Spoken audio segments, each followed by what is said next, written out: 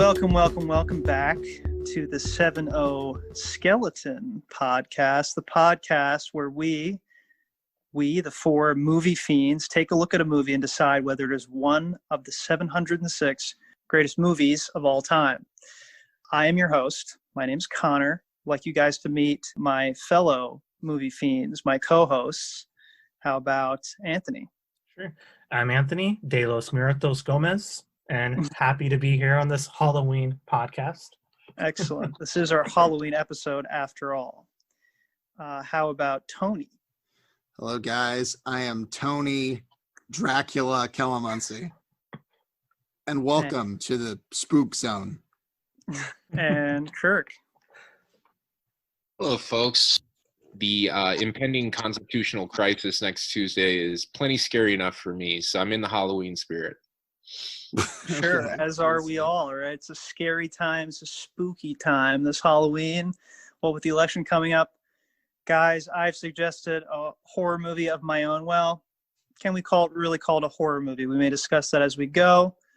But this is certainly a movie in the spooky genre, the fright genre, the thrill genre. An old favorite of mine that you've all seen before, because I've subjected all of you to it before. This is kind of a cult movie that I champion. The movie is called Monkey Shines, directed by George A. Romero of Dawn of the Dead fame. About a man named Alan who gets into a car accident, becomes a quadriplegic, although there's some debate over whether, in fact, his illness resulted from some other congenital issue. Anyway, long story short, or not so short, he receives a monkey named Ella, who has been injected with human brain cells by Alan's scientist friend, then trained by a specialty monkey trainer named Melanie, who becomes our protagonist's love interest. And things develop from there, as I often say. Essentially, the monkey becomes cyclically linked with Alan as slowly his kind of rage and impotence kind of builds as he's now in the state of being a quadriplegic. Eventually, the monkey even turns on some of his friends, or at first his enemies, then also to his friends and family members. Ella is this sort of avatar of his rage that acts out, right, the very things that he sort of desires in his inmost recesses of his heart.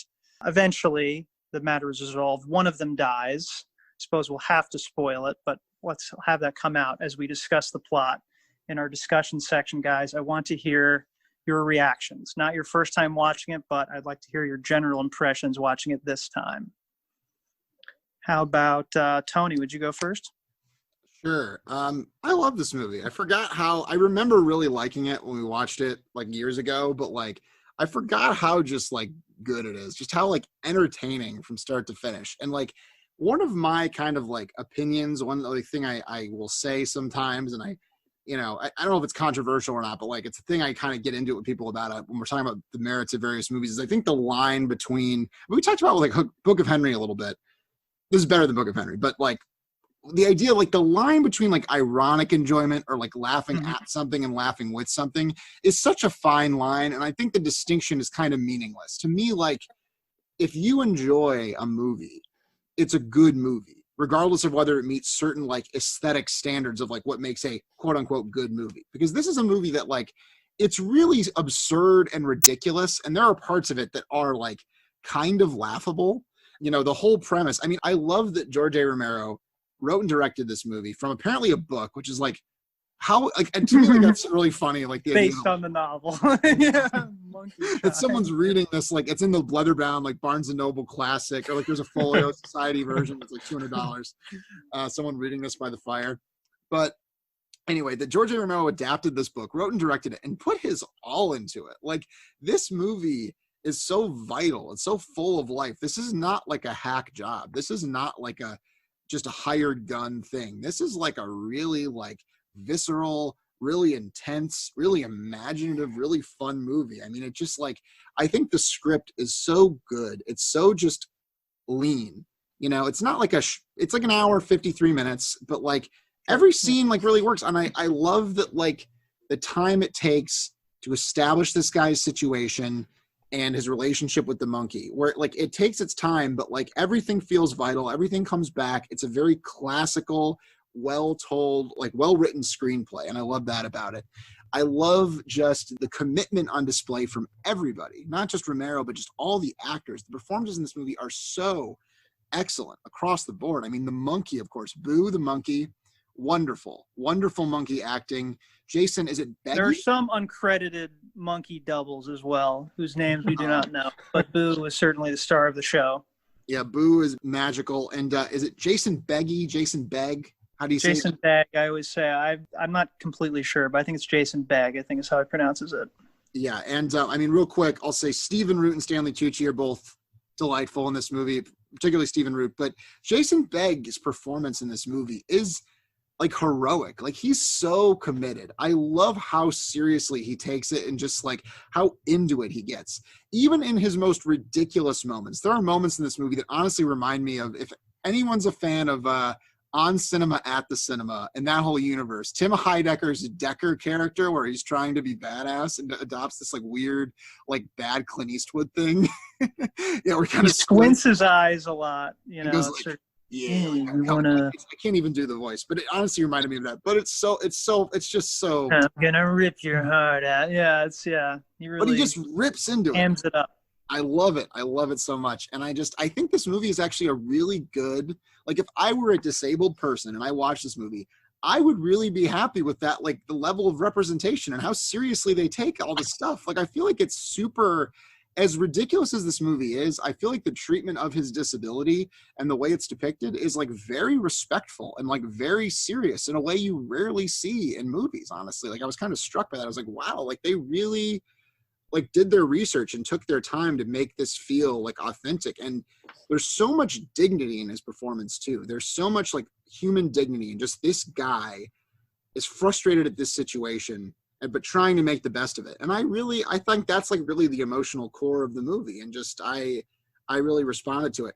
But the most emotional scene by far is at the end of the film when none other than Tyrion Lannister addresses the whole court and says, but who had a better story than Jason Begg? And he becomes king due to his warging ability and his lifelong disability. So that was the highlight of the film. But anyway, great movie, very entertaining. Not a horror movie really, but I don't really care. Thank you, Tony. Yeah, I have sort of a question about that. I'll ask a little bit later. But yeah, I would agree. I mean, it's just the more I watch it, the less funny it seems to me. And that's why I fell in love with it in the first place, because it was so funny and ridiculous. The more I watch it, I tend to just admire more things about it or take it more seriously every time I watch it, maybe fairly or unfairly. But sorry, let's hear some other opinions. How about Kirk? Yeah, so I chose this movie.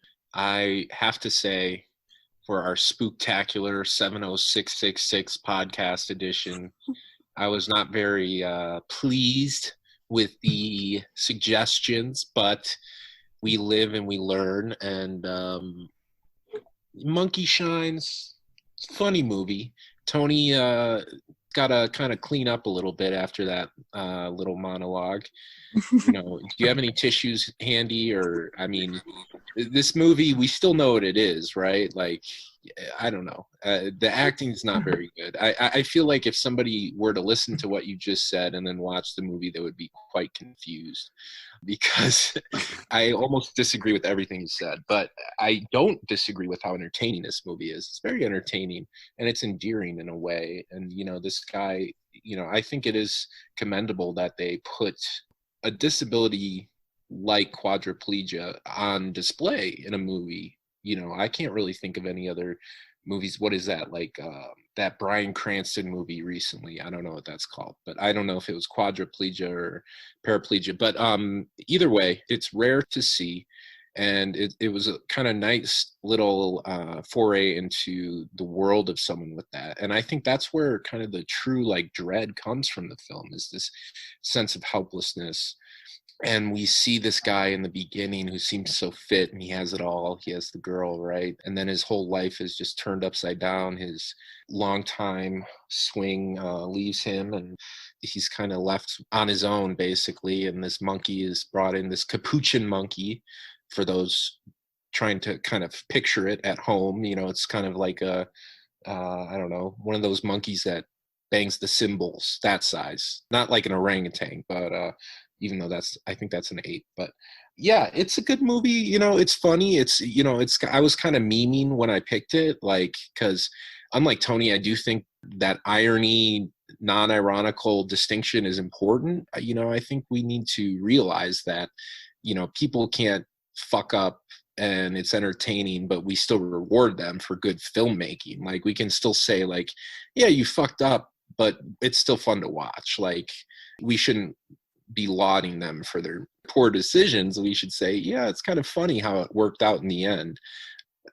You know, and that's the way I feel about The Room. Anybody who tries to like say unironically it's a great movie is just, you know, I find them deluded. But then we get into the idea of subjectivity versus objectivity. Of course, this is all just a practice in intersubjectivity. But I do enjoy this much more than Book of Henry for the kind of the commitment, like Tony said, the commitment to the genre. I love the tropes on display, the mad scientist who kind of extemporaneously spouts these rote lines. Double from, trouble, boil and bubble. Yeah, it's just Yeah. like, it's so corny. Yeah. Shakespearean. Science. Yeah. My brother we were watching said it was like the Spider-Man villain. It was like watching an origin story, injecting himself with the blood and everything. Yeah. Yeah, I think there's something really kind of charismatic about that choice, like the red soaked, the light, you know, the red saturation in the room while he's convulsing and he's telepathically communicating with this monkey. I think is really cool, actually. This movie this week on IMDb went up 4,724 spots. That's pretty incredible. So we're not the only ones who are fans. But It's called the 706 influence, guys. Even though we haven't posted the last episode yet, it's still, they can tell. everyone, Advertisers, you hear that? Come on. I especially liked Melanie Parker. That's the name of the Kate McNeil, who plays Melanie Parker. I liked her performance. I didn't find much to love in the Jason Beghe main role. I guess, you know, he was suitable. I think, to me, I just kept getting these like Ryan Felipe vibes that I just hate, like a very handsome man who can't act or doesn't have much range. And that's arguable, of course. I know he did, you know, he showed a lot in this movie, but maybe I was thrown off by the fangs that he wears while he's in the monkey spirit. But ultimately, I think the idea that's on display isn't a very frightening one. You know, the idea that like we all have a beast within. I think maybe at the time, but that's been so explored in the cinema sphere, right? And kind of like debunked almost, like in the sense that movies have shown us that we are kind of the most craven, like evil creatures on the planet, not the reverse, you know? And so that's where I more gravitate towards the idea of like our capacity for evil, not the atavistic, like, you know, monkeys just want to survive. You know, there's no like inherent sadist bent in monkeys, but it's fun. I'd like to meet the monkeys you're hanging out with, Kirk, because I can tell you some stories, my friend. It's a fun romp, and I'll just leave it at that. I'm glad we chose it. I'm anxious to hear what Anthony says, if he's going to go full meme mode or if he's going to put on his critiquing goggles. You know, Kirk, I would just want to say one thing before Anthony weighs in. You know, well, there's a lot of things to respond to there. But yeah, I mean, whether it's serious, I do think it's a really important distinction, whether, you know, it's enjoyed ironically or not. The more I watch it, the more I tend to impute more kind of craft to the makers of the movie, when there's so many things that seem like they're unintentionally funny, you know, but then I have a hard time squaring those two things. I don't know. It's a difficult thing. I think there's some things that must be intentional, other things maybe not so intentional. But yeah, and also just to that point about the atavistic thing, I think maybe the movie even takes that perspective too, that maybe man is really devious. Maybe, you know, Ella's not so much to blame. But anyway. That's fair. There's a lot of ground I think Tony and Kirk already covered, but I love how Kirk started off by offering like all these critiques and then slowly walked back from almost every single one of them as he went through. But that's my signature, Anthony. Come on. Yeah. I also, part of my feelings towards the movie are probably influenced by thinking about the time of the year, the season, and just thinking that if Tony, would have let in and watched my pick, that we would all be sitting around for a much spookier, scarier movie until Tony just refused to Kirk's join the one that picked it. He could have picked it. You know what, Tony went on I was- strike. I was coerced. There was some undue No. influence. It's fair. It's fair. We're all square. Yeah. No. Tony got Anthony back for all the times Anthony's voted no on his movies.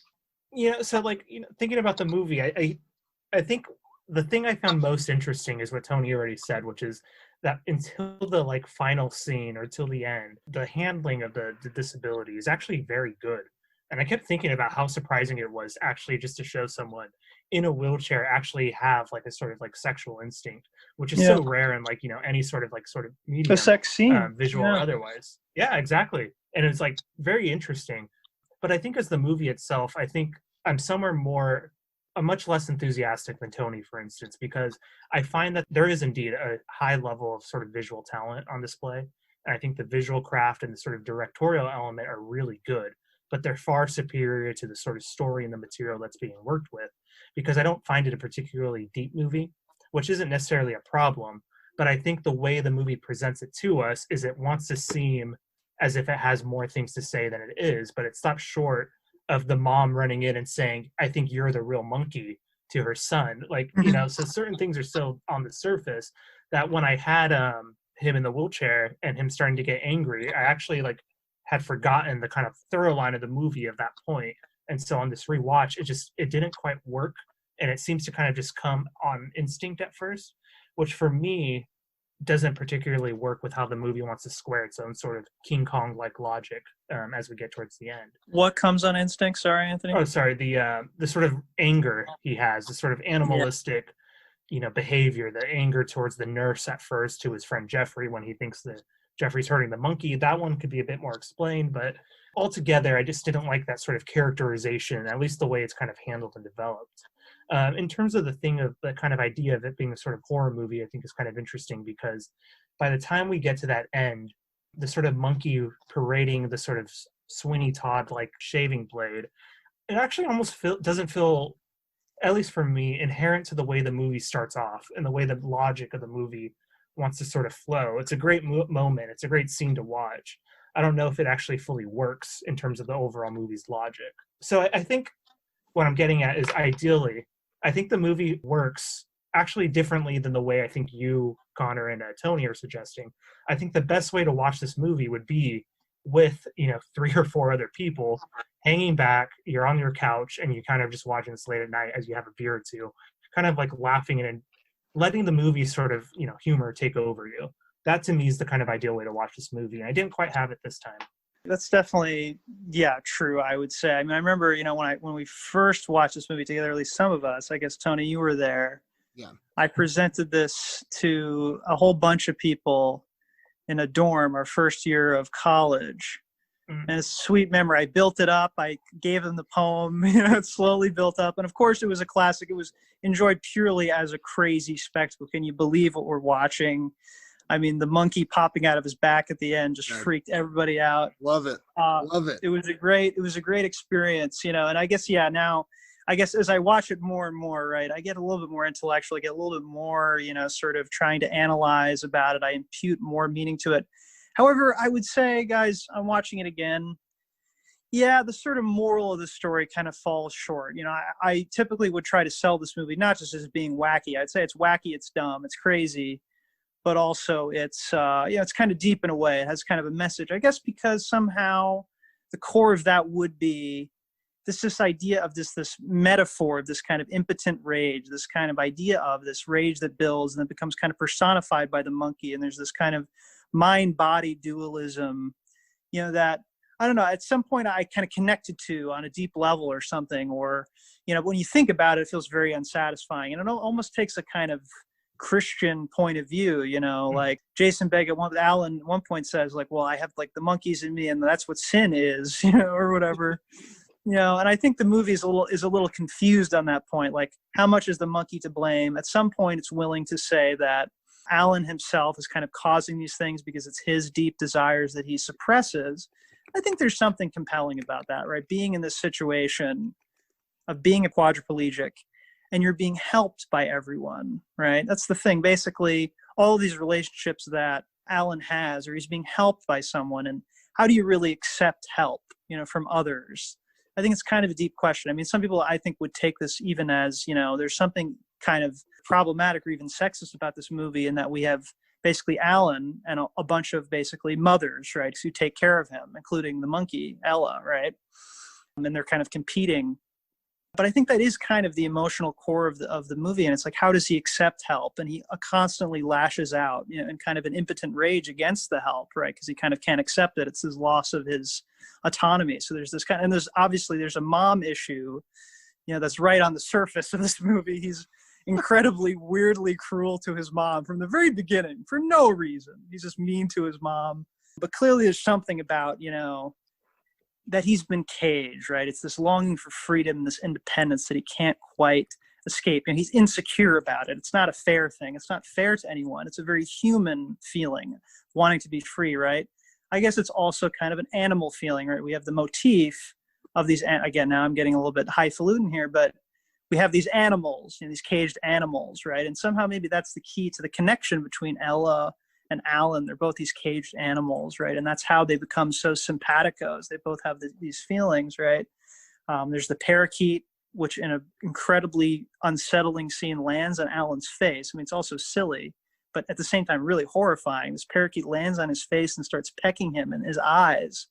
The parakeet, which basically, again, is this kind of caged animal that is able to fly around, and kind of taunts him, because it's allowed out of its cage, but he isn't.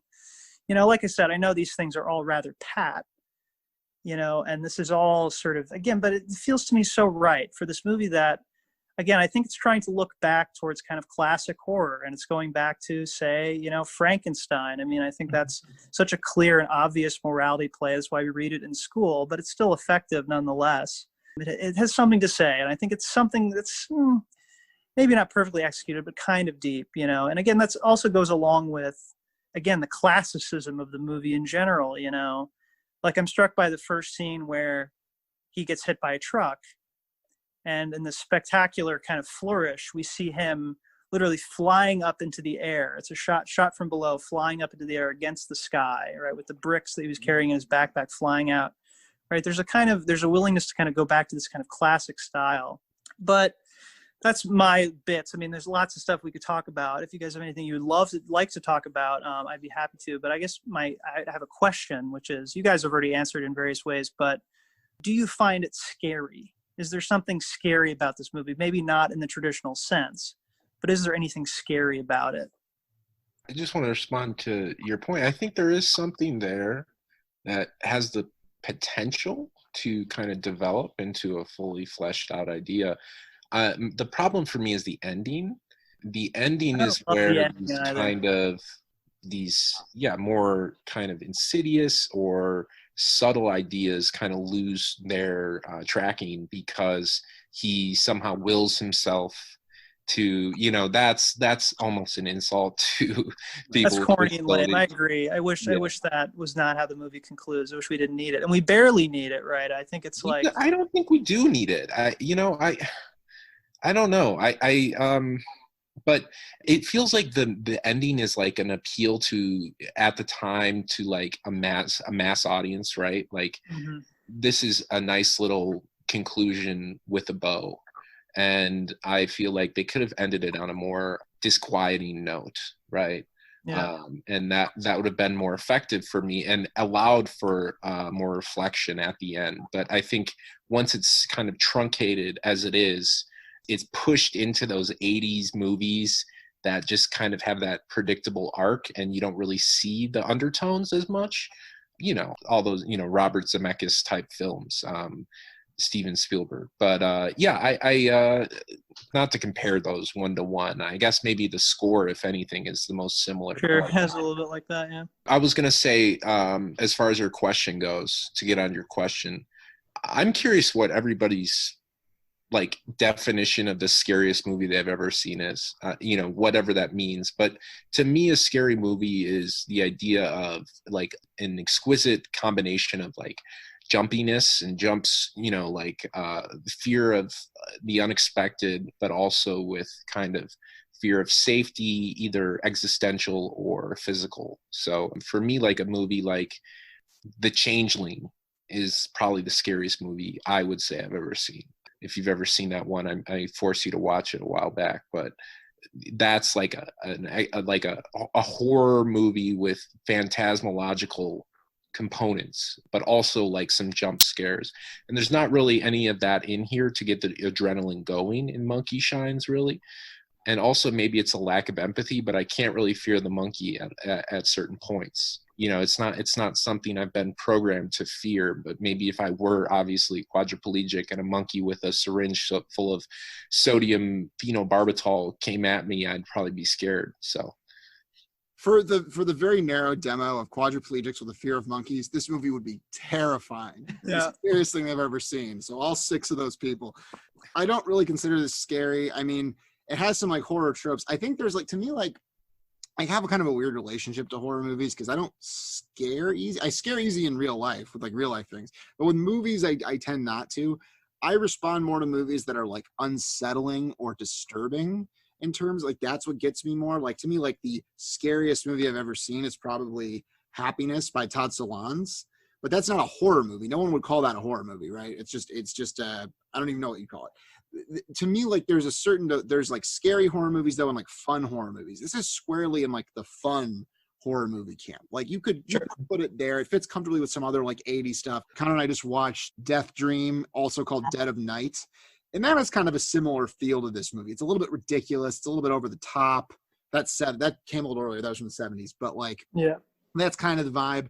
And I think that this movie definitely has like horror tropes and horror conventions. There are jump scares. There's like this intense standoff in this house where they're chasing each other.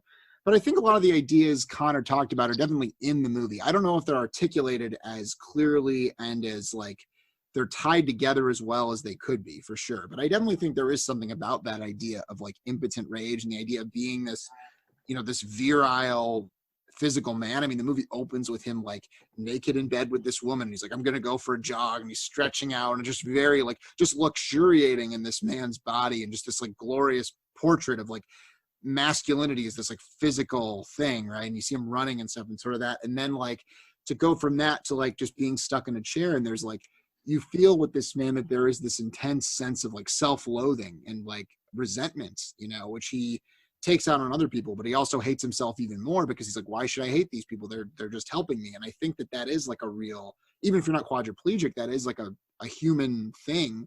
I think this movie kind of explores it as like kind of a masculine thing. Maybe it's a critique of masculinity or as an exploration of masculinity and sort of that, like, because when we talk about impotent rage, I mean, even the word impotent, we're talking about men generally. We're talking about like men who are sort of like angry at the world, probably for no good reason, who don't know how to deal with that or like help process those feelings in a healthy way. And I think that at the beginning of the movie, he's basically in denial because he's like, when he's talking to his friend and he's like, yeah, like, she's probably going to break up with me. Like, just kind of classic, like nice guy behavior, sort of just kind of taking it and sort of like not even being upset about it or not. But then he goes way to the other side, and also classic nice guy fashion, where he turns that resentment against the world. And we see all these women who are like trying to like keep him down, and he like takes it out on these women. And and again, like I think that like there is something there. Keep him down in quotation marks.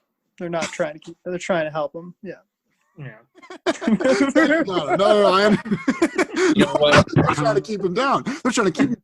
No, but like, gestured with quotation marks. Sorry. Translate. Tony, we all know they're clinical C words. You can just say it. No, but I think, even that line, right? Yeah. But I think the emotional arc of the movie, what they were going for with it, is the idea that like this guy learns to deal with his feelings in a healthy way and accept his situation. And I say the idea and not the execution because I think it's undermined by the fact that he is in fact, quote unquote, cured at the end of the movie, which is probably in itself kind of offensive to a disabled person, which I would say does so, such a good job up to that point of presenting this with like respect. And then it just ends with, oh, actually, he's fine now. He can walk. And it's kind of like, again, if I were in a wheelchair, I'd be like, fuck you, movie. Like, oh, he can just walk now. Like, yeah, good for him. That's great, you know? Yeah, you mean he couldn't be happy as a quadriplegic? Yeah, which he Yeah, seemed to be able to do, right? He was being very happy with Melanie, right? I think the ending of the movie would be more successful and have more emotional resonance if he stays in the wheelchair, but you know, is able to live like a happy life with Melanie and is able to like truly. I think that would kind of bring it all together in a way that would make it more satisfying, kind of for all of us, or maybe we take it a little more seriously. So yeah, I think in a way, the way you talked about it actually now, in a weird way, made more clear my sort of hardship and trouble with the movie, which is the way you were talking about the sort of impotent rage and the way it's built up, primarily as a form in the beginning of his kind of lack of acceptance of his situation, his lack of being able to articulate a sort of sense of feeling or of his own sort of situation or sensation about it, is actually to me where I kind of like lost in the beginning, because to me he actually does have a sense of awareness about it, which is why he's able to say, oh, she's going to leave me. And to me it's not just simple denial, it's actually full congenital like idea of what he wants to do. And so when he goes to kill himself, I found that kind of an interesting moment, but from there it jumps so quickly to all of a sudden his kind of turnaround with Ella, which becomes a sort of prosthetic companion to sort of supplement the sort of feelings that were brought up and then never illuminated or extended upon throughout the rest of the movie. But this kind of gets back to my idea of what you were asking, Connor, because the sort of subtitle of the movie, and this may be just marketing purposes, is an experiment in fear. And so it begs the sort of question for marketing of purposes. but it sort of Correct. begs the question, right? What are the experiments and what are the fear? We sort of have the obvious experiment of the Jeffrey and his kind of work, but we also have the sort of experiment of the sort of service animal, the experiment of the wheelchair, the different experience in the motherhood, all sorts of different things, and the sort of sense of how is fear sort of being operated here. And so the sort of impotent rage is sort of built then, not necessarily on the impotence, but on the fear, right? The fear of inadequacy, the fear of being unable to articulate itself. But to me, that then becomes the issue of where then does that fear sort of derive? Because that to me seemed to be the more interesting question, especially for a horror movie to want to answer. I don't know if any of that made sense. I think it did. So like a little more exploration of the actual character of Alan himself. Yeah, I don't get a sense of character. I see him as sort of just embodying awareness of things happening. Now, I say it's a good representation because for the viewer, it is. But for his own perspective, it's lost and not there. He almost narrates the movie for us in a weird way. I got a little bit of that too. Yeah. POV character, yeah, he's called Alan Man. You know, there's supposed to be this everyman quality to him. You know, that's like what I would have written as a 15-year-old. my own monkey script. Yeah. I think the nurse is called Ache Man. You know, like anyway, he's called the like names. Bad Woman. The names are very unsubtle, but I'm not sure I can really answer your query, Anthony. I'm not sure how I would do it differently exactly, but I think I agree. I think it's definitely is flat, and a lot of his like motivation is kind of weird. You know, I think watching it a second time, or watching it however many times I've seen it, you know, yeah, that definitely stood out to me in the beginning. But I would say that, yeah, I mean, the idea of the rage that's never resolved, or like he's aware, but then it's only buried by the presence of Ella, right? The rage is still with him, or the fear, right? Mm-hmm. And then she becomes a kind of way of making that real, you know, or realizing that fear. But it's only when he actually goes away from Ella and lives with Melanie for a little while that he seems to be like finally happy and kind of over his rage, which again is kind of literally because he's escaped the monkey mind meld or whatever, but you know, is also somehow symbolic of, you know, I don't know. Well, he hasn't defeated Ella yet, right? Like it's a temporary thing. That's its own form of denial, because if you have these feelings of rage, you have to find a way to deal with them. You can like put them in a box and hide them, which I think is what that represents emotionally, right? But like until he actually kills Ella, until he defeats Ella, sure, and Ella comes to find him, yeah. And not even then, he has like the PTS dream when he's in the surgery, and like it pops out of him. So like, you know, in a way, maybe it's just tied to like being able to walk again. He defeats it, or maybe, you know, there's the hint that it's going to all happen again, that the fear is going to come back. Right. But if we're looking at this from the perspective of object relations, perhaps from a Mahlerian perspective, we see that the mother character, the nurturer, right, the introjects that he's accepted in his formative stages, first 18 months of life, Yes. he's not yet integrated the rage accompanied by lack of nourishment for whatever reason. And so for him to kill those emotions is unhealthy and just represents further suppression. For him to integrate those emotions is what leads to true healing and progression. So anyways, he's saying that ideally he would live with the monkey at the end. Like Ella wouldn't be killed. Ella Yeah. would be tamed in some way, and she can do. Yeah, like I could see. Yeah, that might work too. either way, That denies us him tearing the. I know. That is a Amazing. cinematic moment. I love it.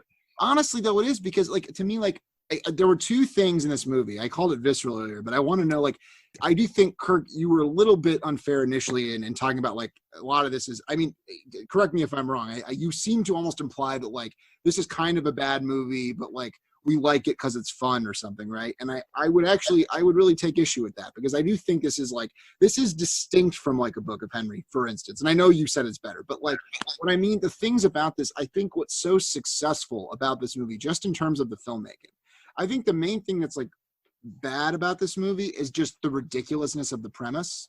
Like, the ending aside, if we're talking about the movie as a whole, like, it's the ridiculousness of it, right? And his, like, weird delivery of those lines, which I already talked about, right? That's the only thing in this movie that I think is, like, truly, like, bad, quote unquote, in, like, a technical sense. Some Because like The scientist overall character is horrible. Really, But yeah, I think it's really fun. I think it's like a really, like, it's a kind of a throwback almost, like, as Connor alluded to. But, like, to me, what's so successful about, like, the filmmaking in this movie, like the directing, is just, like, I think that, like, his bond with Ella initially is so well realized. Like, their relationship, it's so touching. I was so, like, moved, and I thought they were so, I really believed that he, like, loved that monkey. And, like, that's something that I think the fact that you could have that, a guy in a wheelchair falling in love with a monkey and, like, sell that, I think is amazing, both from, like, an acting perspective and an animal training perspective, in terms of, like, just the way that sequence is, like, edited together. And I think also the violence in this movie and the physicality of the violence too is so, like there's something very visceral, very primal about it. Like, again, him just like his battle with the monkey at the end, and the way he bites it and tears it, and, like, I think that's an amazing. I don't know. Did you guys, like, feel that? Did you guys, like, feel that, or were you more, like, kind of like, oh, this is so over the top, it's not even registering on that level? Because I think that, like, works in the way they intended. yeah, that's a tough one, Tony. I feel like if I were to see this movie almost like in a silhouette, right? See kind of the storyboarding of the movie, it almost works more in that vein, in a more serious kind of craftful way.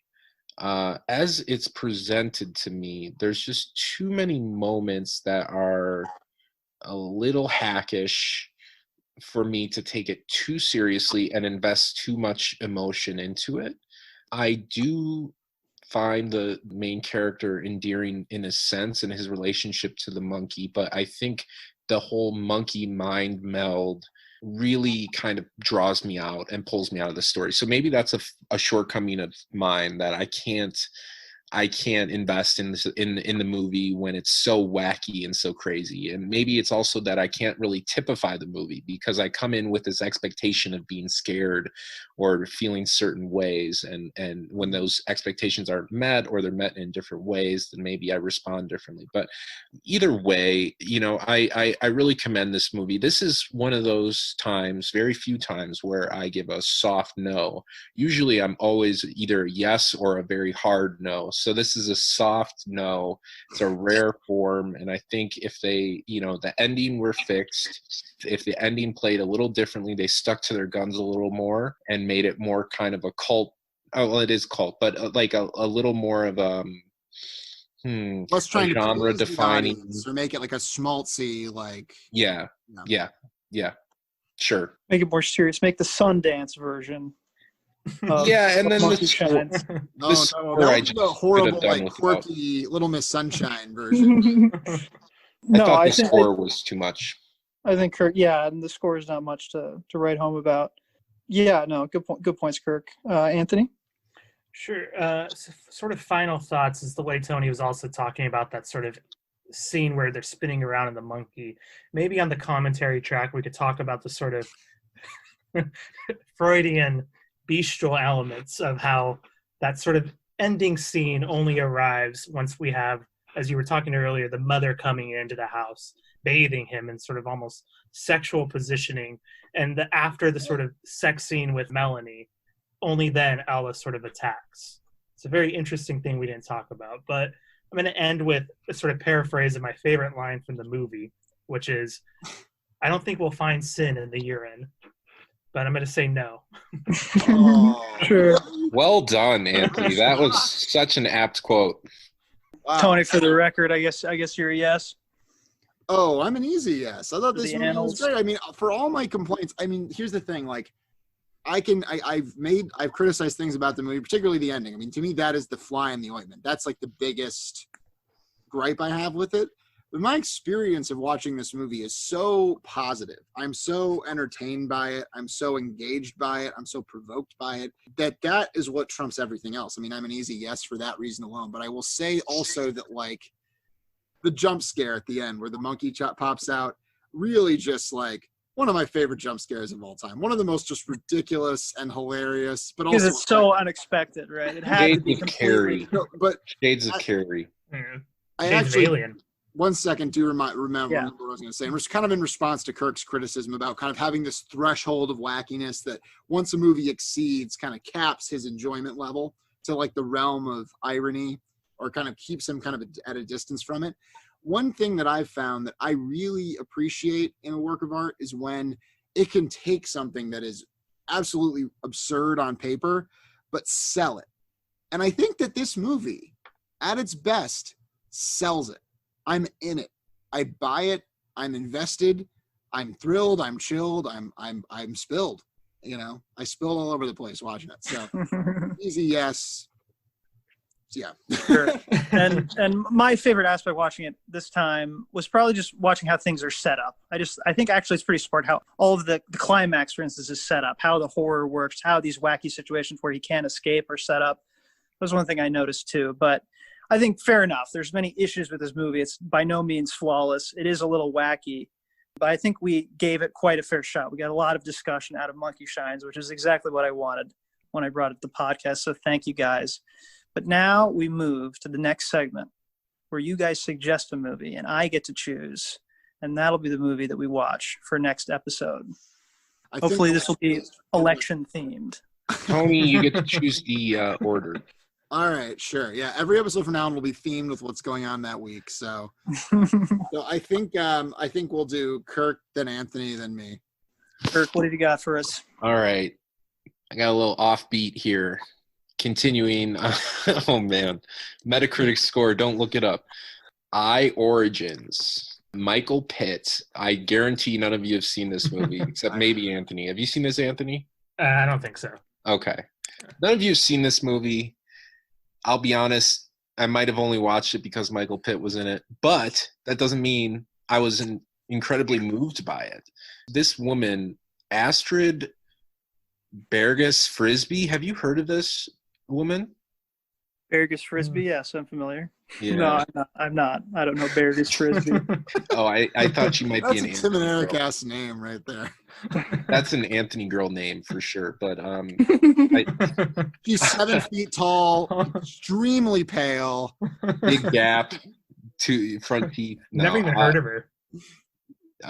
Anyways, it's a movie about a guy. It's kind of interesting, the idea that our retinal patterns, or our, what are they called, our irises, right, they actually contain some information that's there's a Jungian thing. And so this guy falls in love, and he's like a researching ophthalmologist, and he there's a tragic accident, and he loses his love, but he continues to search in an idea that we're reincarnated, and our eye, the pattern in our eye is actually indicative of our soul.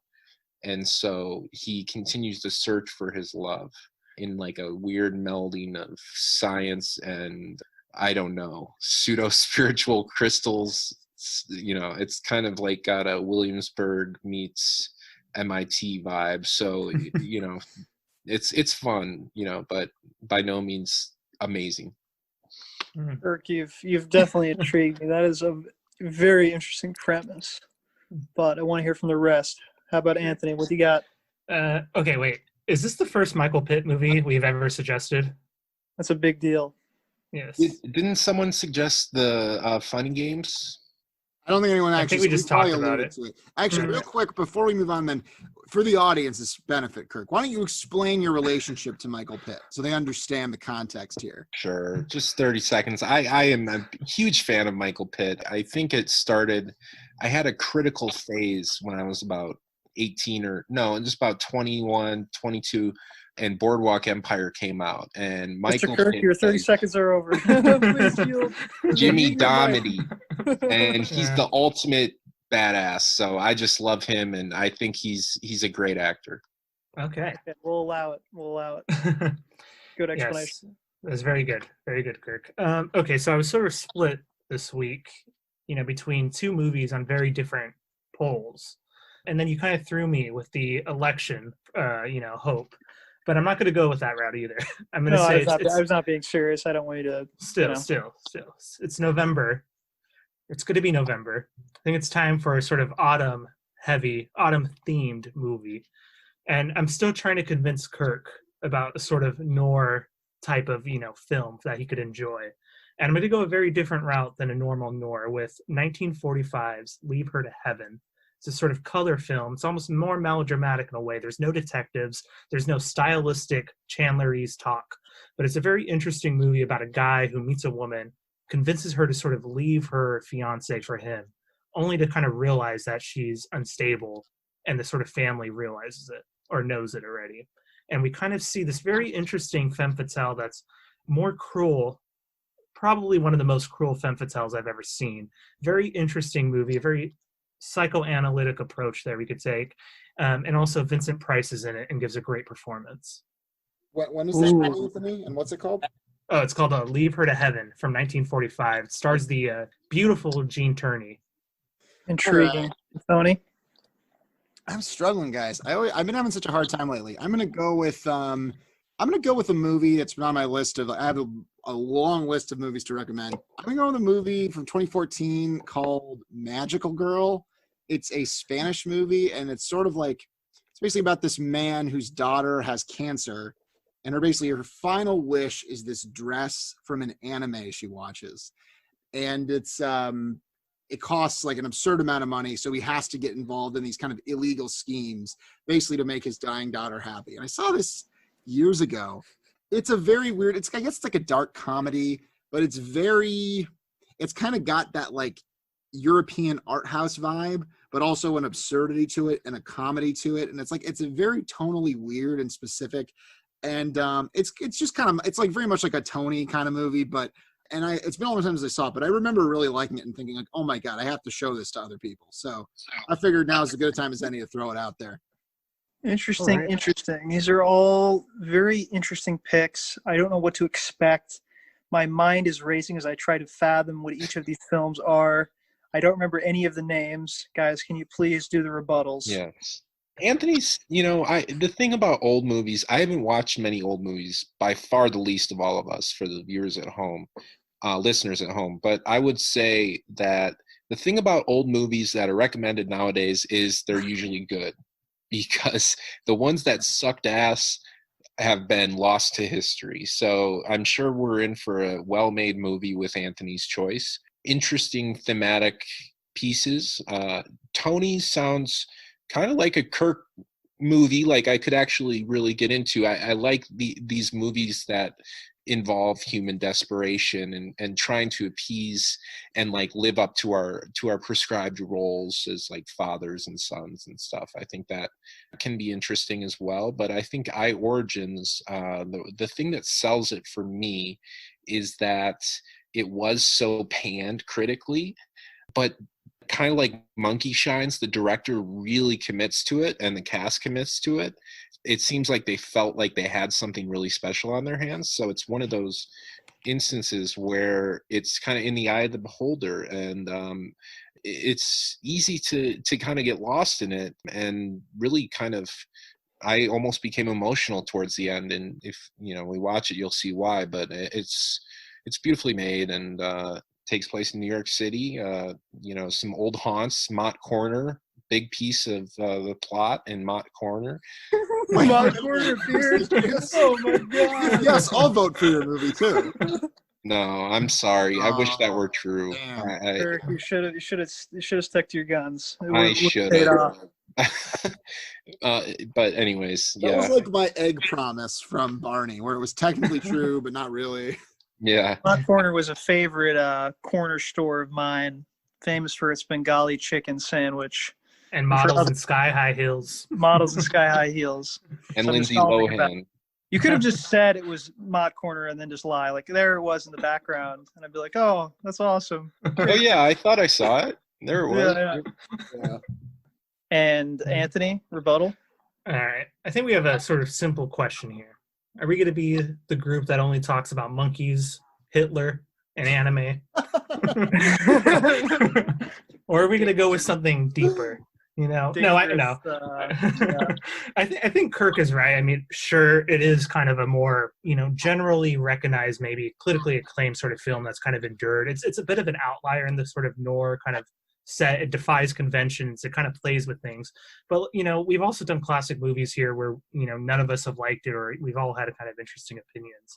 It's a very interesting movie. It's a gorgeously shot movie, and it's a fascinating, I think, look at how a kind of woman operates as the center of this sort of genre. I think Tony's movie I haven't seen, and the only thing I remember though about it is that he included it on his list. I remember reading in the dorm the sort of DJ Moonsey, was it top 10 list? Yeah, my top 10 of that year. Yeah, I used to do those. Yeah. Yeah, so I mean, it's always fun to maybe kind of go back and look at a sort of forgotten movie, and that also applies for Kirk. But I will say also in Kirk's favor is that you would have sold me with Steve Ewan. Steve Ewan's in it. And that's always a vote. It's always a plus in my book. Sorry, Glenn. Like my own Michael Pitt. Walking Dead. He's great. He's a really good actor. Yeah, I agree. Yes, fantastic.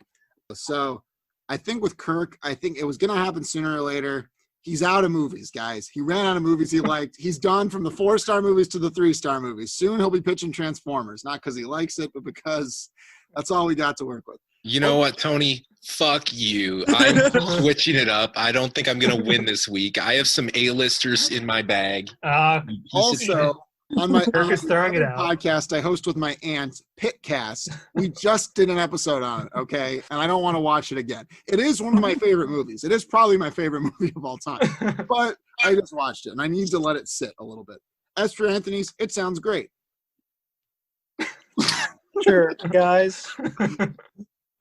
Let me just say one more thing. One more jab. Yeah. I really don't want to watch Tony's movie. Why? You just this revenge for last week? I'm so sick of it, I just don't. No, I think mine. This is what I always say, but I think that it's one we'll have a reaction to. Like, it's a very discussable, really interesting movie. Like, it's not, you will not be bored. I guarantee it. That's all I'll say. Yeah. There's some factors to consider here. Problem with Tony's movie Magical Madoka Magica is that if we were to watch it, I'd have to first talk to my parole officer, since it has something to do with anime. Now, I think that it has to be off the list. Now, Spy Kids Origins, was it, Kirk? I Spy? It's I Origins. Origins, Assassin's Creed. Okay, so it sounds really fascinating. It sounds like it could be just really interesting for the bizarre premise, but told seriously. I really respect that kind of pick. But guys, you know where this is going. We've been spent too long in the modern era. We got to take it back. Guys know I love the old stuff. I love the noir. I was sad that I couldn't pick Anthony's last time, Kiss Me Deadly, because it sounded very interesting. So I'm going to choose Leave It to Beaver for next episode. Leave Her to Heaven. Leave Her to Heaven. Available on YouTube for free. Almost Leave It to Beaver. Okay, which is plus, which is absolutely a plus. Also, the idea of a color film. Also, this autumnal vibes. You kind of sold me with that, Anthony. Yeah, it conjured up something. I need some nice beautiful colors of autumn, which we have outside in Baltimore. But of course, Connor, we all know you only want all white casts. That's why you hard to distinguish, honestly. Yes, I guess that would effectively be the case. Just because there's one Asian in your movie. Yeah, guys. I guess again we've spent a very long time away from the old movies, so I think it's time to take a look back into the past, right? If we're a self-respecting film podcast, we got to look a little bit backwards. And it's true what Kirk says, right? Often they're classics for a reason. We know about them for a reason. Maybe not. We'll see if I Origins becomes itself a classic to be revisited. Opportunity. Can you imagine if I Origins becomes this amazing classic in 10 years and we abandon our chance to talk about it before anybody else? That's the greatest payoff of all. That would be the greatest game. Kirk will be rolling in his early grave. I'm giving you I'm Amazon not taking a risk at here. like pennies. Yeah. I'm definitely taking the safe choice, doing, what you would expect I would probably choose. So I know I've lost out on some potential success by not taking the risk. But guys, let's watch Leave Her to Heaven next time. Thank you for joining me on the Spooky Skeleton Ghost Witch podcast. I hope you guys weren't too spooked or scared. But we'll see you next time. I'll have what she's having.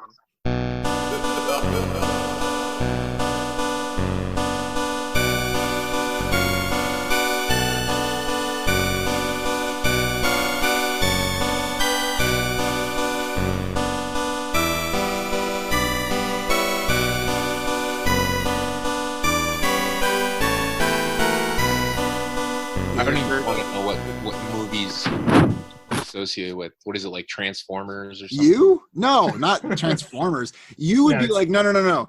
There's a subgenre, the term I coined a couple of years ago, I'm still proud of. Middle brow man crime. That is Kirk's genre. Kind of the like prestige picture, like Oscar-winning movie with a bunch of like male character actors like doing crimes together. Like that is like a Kirk kind of movie. I remember you were really into this trailer with Ben Affleck. Like it was like Live by Night or something. And you kept trying to get us to watch it. You never saw it. I'm like, just see the. Why are you going to see it? Does that mean I'm like a simpleton, Tony? No. We all have our types. I like the confrontational, like intense movies, or like very visceral. You know, you make fun of me for that. Anthony likes the very kind of, or maybe he used to like more of the twee. Now he likes the kind of respectable, like slow paced kind of art house movies. Connor tends to like older movies. He likes 3-hour black and white movies about guys in a war with subtitles. 3 hour, I don't know. There's not a lot to think about. 3-hour film. Well, it has to be like an all male cast, black and white, set during like a war in Europe. There's things that are kind of like racist in it, but it was the time, and we all that was like. Now, Kirk, I associate like Leonardo DiCaprio movies. That's your genre. Yeah, but the thing is, like, I like confrontational movies too. Like, I like Krisha a lot. Like, I like movies that kind of force you to be in an uncomfortable situation at times, as long as they respect the audience. You know what I mean?